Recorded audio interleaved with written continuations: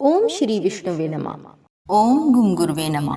भक्तों, आज इस वीडियो में हम आपके लिए लेकर आए हैं बृहस्पतिवार की व्रत कथा।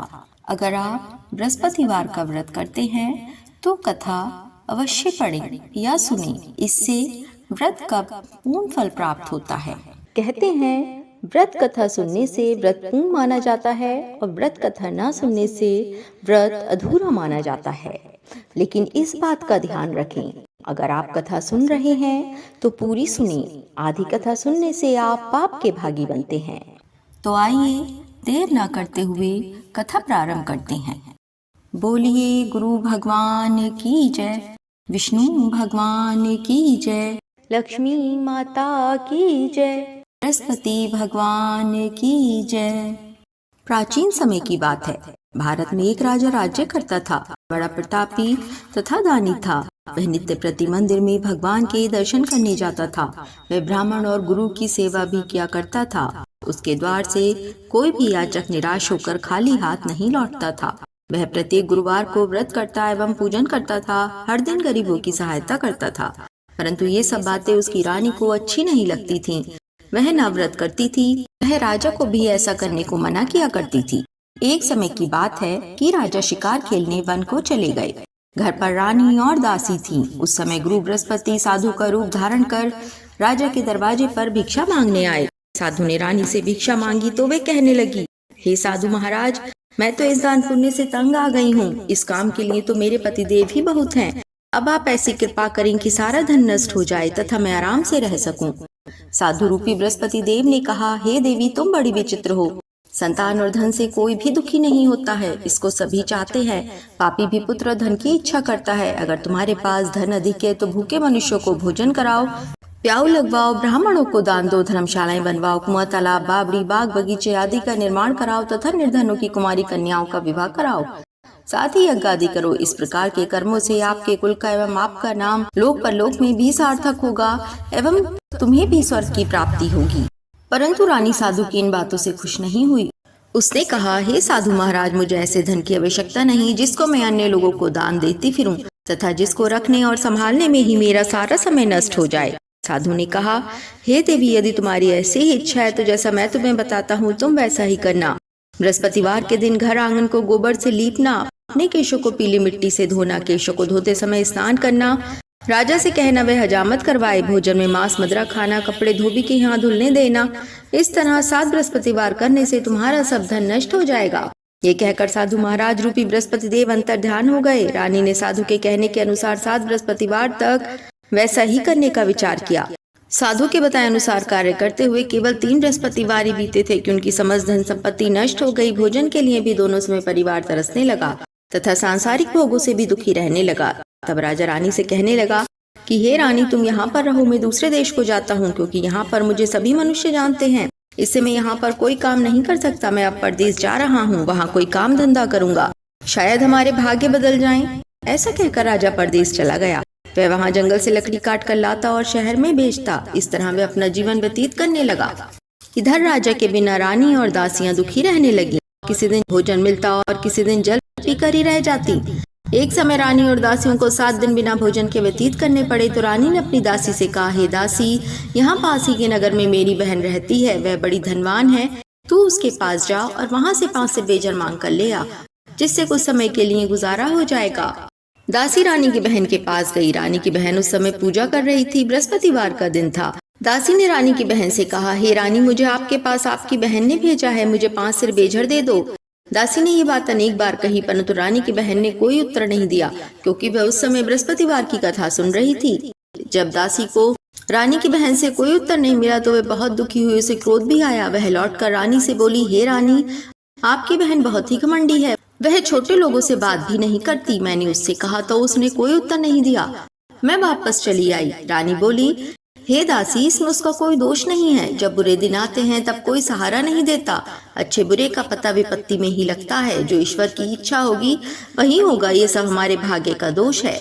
उधर रानी की बहन ने सोचा कि मेरी बहन की दासी आई थी, परंतु मैं उससे नहीं बोली, इससे वह बहुत दुखी हुई होगी। अतः कथा सुन और विष्णु भगवान का पूजन समाप्त कर वह अपनी बहन के घर आई और कहने लगी, हे बहन, मैं बृहस्पतिवार का व्रत कर रही थी। तुम्हारी दासी हमारे घर गई थी, परंतु जब तक कथा होती है तब तक हम लोग न उठते हैं और न बोलते हैं, इसलिए मैं नहीं बोली। कहो दासी क्यों गई थी?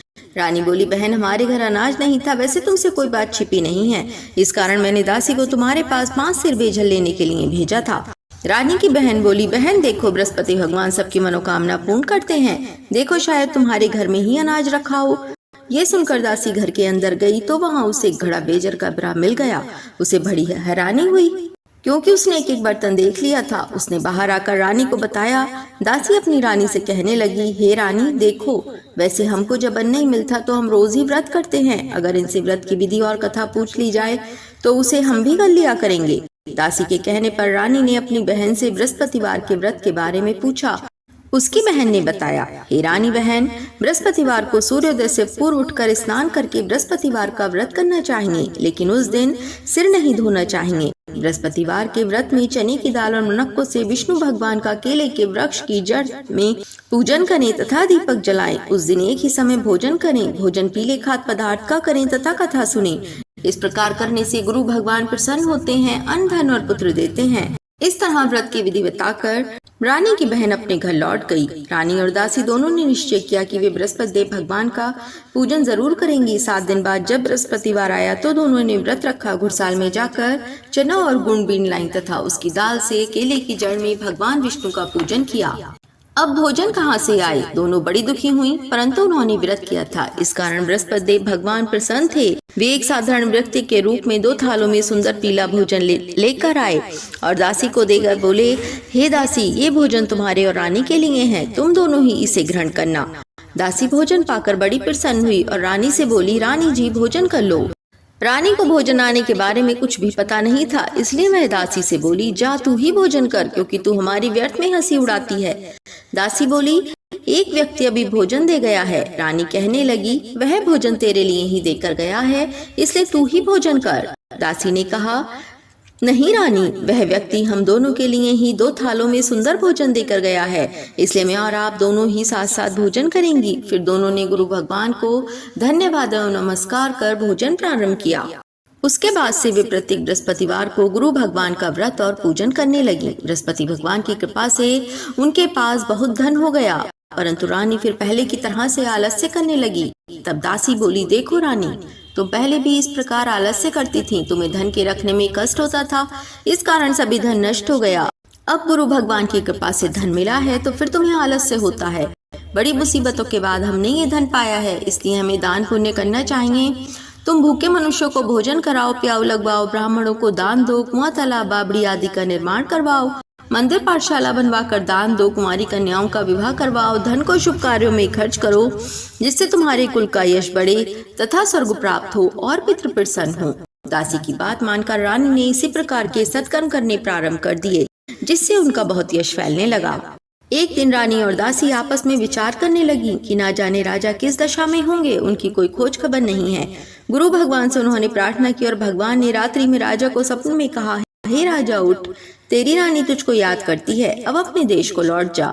राजा प्रातःकाल उठकर जंगल से लकड़ियां काट कर लाने के लिए जंगल की ओर चल पड़ा। जंगल से गुजरते हुए वह सोचने लगा, रानी की गलती से उसे कितने दुख भोगने पड़े। राजपाट छोड़कर उसे जंगल में आकर रहना पड़ा। जंगल से लकड़ियां काट कर उन्हें बेचकर गुजारा करना पड़ा। उसी समय उस जंगल में बृहस्पति देव एक साधु का रूप धारण कर आए और राजा के पास आकर बोले, हे लकड़हारे, तुम इस सुनसान जंगल में किस चिंता में बैठे हो, मुझे बतलाओ। ये सुन राजा के नेत्रों में जल भर आया और साधु की वंदना कर बोला, हे प्रभु, आप सब कुछ जानने वाले हैं। इतना कहकर राजा ने साधु को अपनी संपूर्ण कहानी सुना दी। महात्मा तो स्वभाव से ही दयालु होते हैं। वे राजा से बोले, हे राजा, तुम्हारी पत्नी ने बृहस्पति देव के प्रति अपराध किया था, जिसके कारण तुम्हारी ये दशा हुई। अब तुम किसी प्रकार की चिंता मत करो, भगवान तुम्हें पहले से अधिक धन देंगे। देखो, तुम्हारी पत्नी ने बृहस्पतिवार का व्रत करना प्रारंभ कर दिया है। अब तुम भी बृहस्पतिवार का व्रत करके चने की दाल व गुड़ को जल के लोटे में भरकर केले के पत्ते से भगवान विष्णु का पूजन करो। फिर कथा कहो या सुनो, भगवान तुम्हारी सब कामनाओं को पूर्ण करेंगे। साधु को प्रसन्न देखकर राजा बोला, हे प्रभु, मुझे लकड़ी बेचकर इतना पैसा भी नहीं बचता जिससे भोजन करने के उपरांत कुछ बचा सकूं। मैंने रात्रि में अपनी रानी को व्याकुल देखा है। मेरे पास कोई साधन नहीं जिससे रानी का समाचार जान सकूं। फिर मैं बृहस्पति देव की कौन सी कहानी कहूँ या सुनूं? मुझको तो कुछ भी मालूम नहीं है। साधु ने कहा, हे राजा, तुम किसी बात की चिंता मत करो। बृहस्पतिवार के दिन तुम रोजाना की भांति लकड़ियां लेकर शहर में जाओ। तुम्हें रोज से दुगना धन प्राप्त होगा, जिससे तुम भली भांति भोजन कर लोगे तथा बृहस्पति देव की पूजा का सामान भी आ जाएगा। बृहस्पति देव की कथा इस प्रकार से है। बोलिए गुरु भगवान की जय, विष्णु भगवान की जय, बृहस्पति भगवान की जय। प्राचीन काल में एक बहुत ही निर्धन ब्राह्मण था। उसके कोई संतान नहीं थी। वह नित्य पूजा पाठ करता, परंतु उसकी स्त्री बहुत मलिनता के साथ रहती थी। वह न स्नान करती और न किसी देवता का पूजन करती।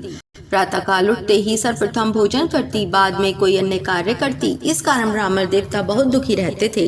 वह अपनी पत्नी को बहुत समझाते, किंतु उसका कोई भी परिणाम न निकलता। भगवान की अनुकंपा से एक समय उस ब्राह्मण की पत्नी गर्भवती हुई और 10वें महीने उसने एक सुंदर कन्या को जन्म दिया। निर्धन ब्राह्मण कन्या के जन्म से बहुत दुखी हुआ।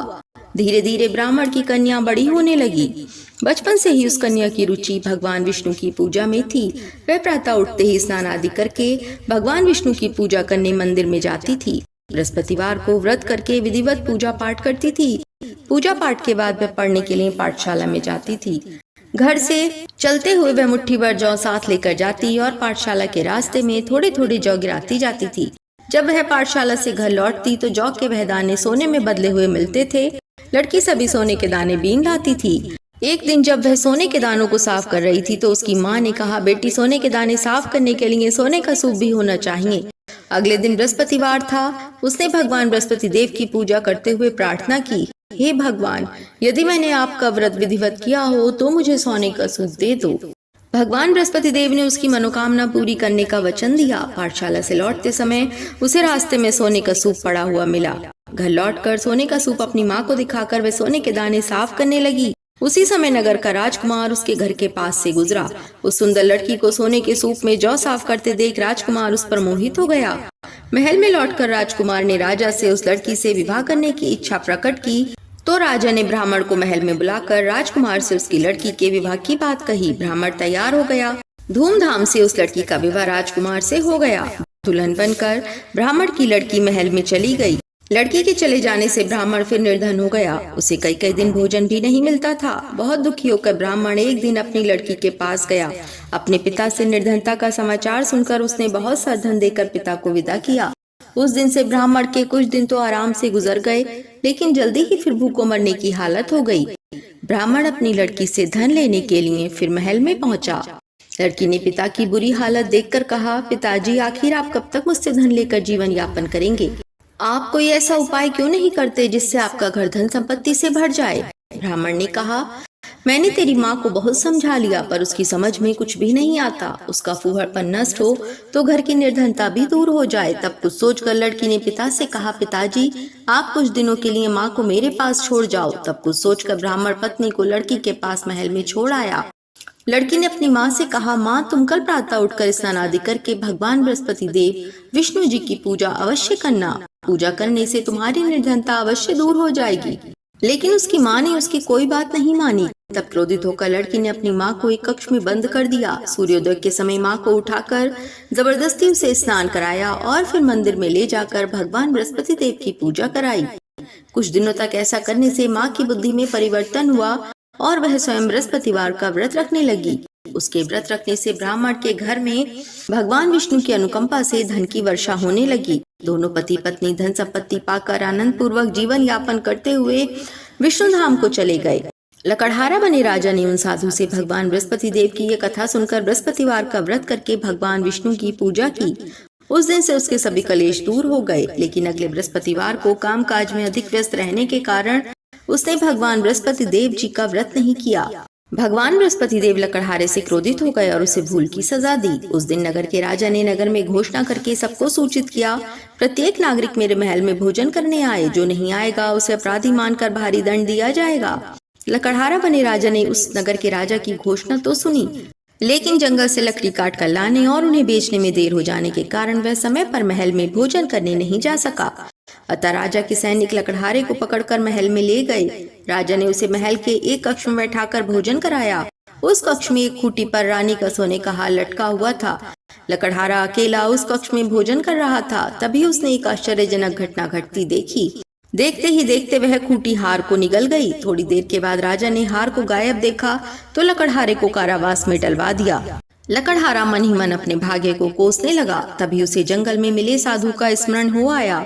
थोड़ी देर में भगवान बृहस्पति देव सन्यासी के रूप में उसके सामने प्रकट हुए और कहा, हे लकड़हारे, तूने भगवान बृहस्पति देव जी की पूजा नहीं की, इसी कारण तुम्हें कष्ट हुआ है। लेकिन अब चिंता मत करो, बृहस्पतिवार के दिन कारागार के दरवाजे पर तुम्हें कुछ पैसे पड़े हुए मिलेंगे। उन पैसों से भगवान बृहस्पति देव का व्रत करके उनकी पूजा करोगे तो तुम्हारे सब दुख नष्ट हो जाएंगे। बृहस्पतिवार के दिन दरवाजे पर पड़े मिले पैसों से चने और गुड़ मंगाकर लकड़हारे ने बृहस्पतिवार की कथा कही तो भगवान बृहस्पति देव ने प्रसन्न होकर उस नगर के राजा को स्वप्न में लकड़हारे को दुखों से मुक्त करने को कहा। सुबह राजा ने अपने कक्ष में आकर देखा तो खूंटी पर रानी का सोने का हार टंगा हुआ था। राजा ने लकड़हारे को दुखों से मुक्त कर दिया और उसे धन और आभूषण देकर विदा किया। लकड़हारा बना राजा उस नगर से चलकर अपने नगर में पहुंचा तो उस नगर में कुएं, धर्मशाला, बाग बगीचे देखकर बहुत प्रसन्न हुआ। राजा ने किसी से पूछा, ये कुएं व धर्मशालाएं किसने बनवाई हैं? सबने उसे बताया कि ये सब रानी और उसकी दासी ने बनवाए हैं।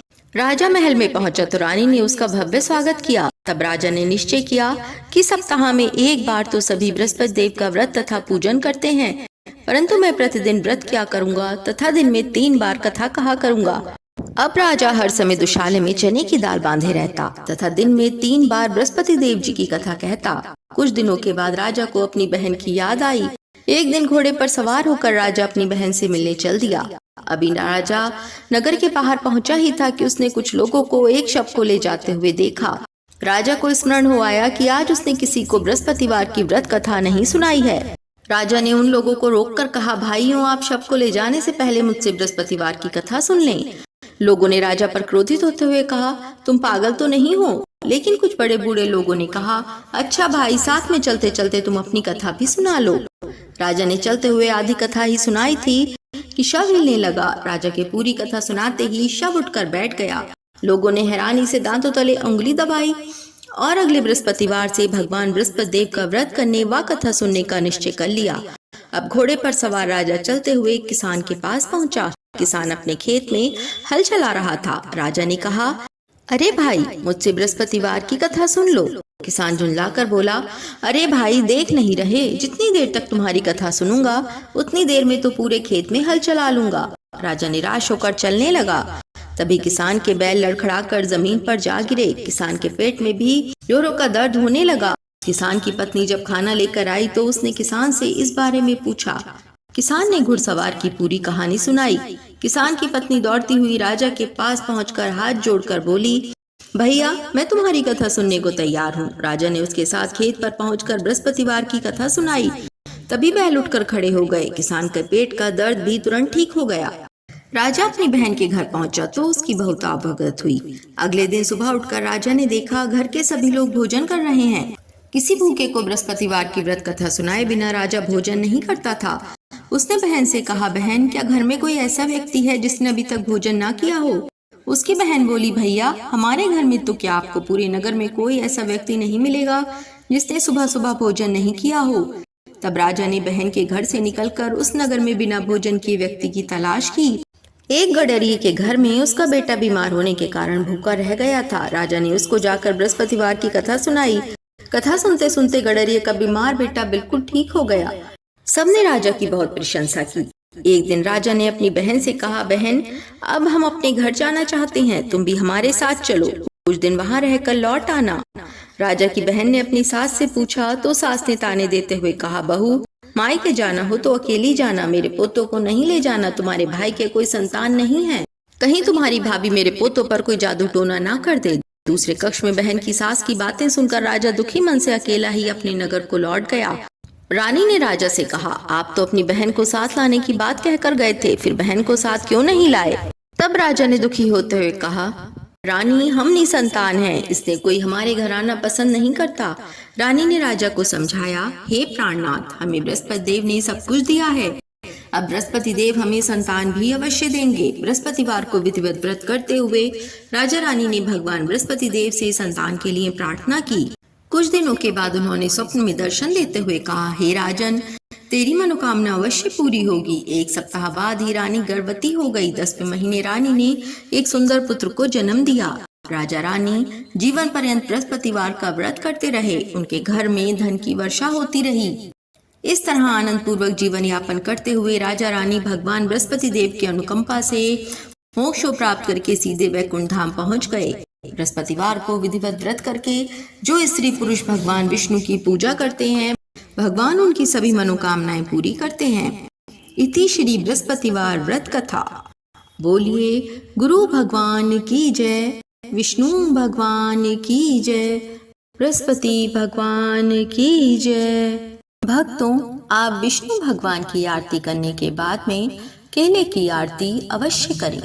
गुरु जी मैं तो केले की करती आरती, गुरु जी मैं तो आपकी करती आरती।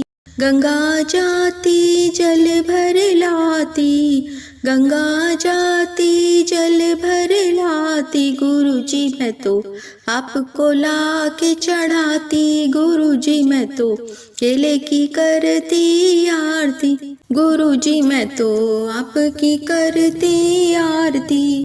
बगियन जाती फूल चुन लाती, बगियन जाती फूल चुन लाती, गुरु जी मैं तो आपको ला के चढ़ाती, गुरु जी मैं तो केले की करती आरती, गुरु जी मैं तो आपकी करती आरती।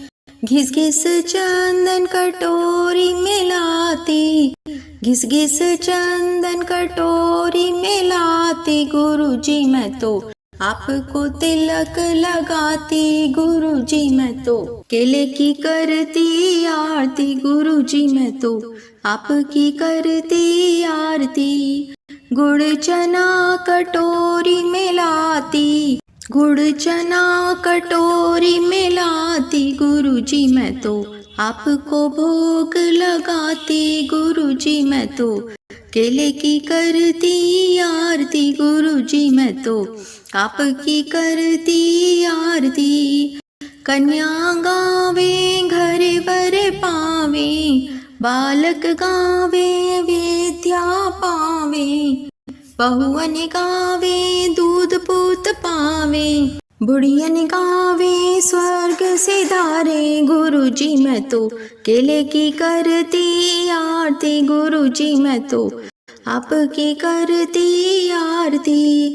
चुन चुन कलियन की सेज बिछाती, चुन चुन कलियन की सेज बिछाती, गुरु जी मैं तो आपके चरण दबाती, गुरु जी मैं तो केले की करती आरती, गुरु जी मैं तो आपकी करती आरती। बोलिए गुरु भगवान की जय, विष्णु भगवान की जय, बृहस्पति भगवान की जय, केला देवता की जय। ओम नमो भगवते वासुदेवाय नमः। अगर आपको हमारी वीडियो अच्छी लगी हो तो चैनल को अवश्य सब्सक्राइब करें, वीडियो को लाइक करें और शेयर करें। धन्यवाद। जय जय श्री राधे।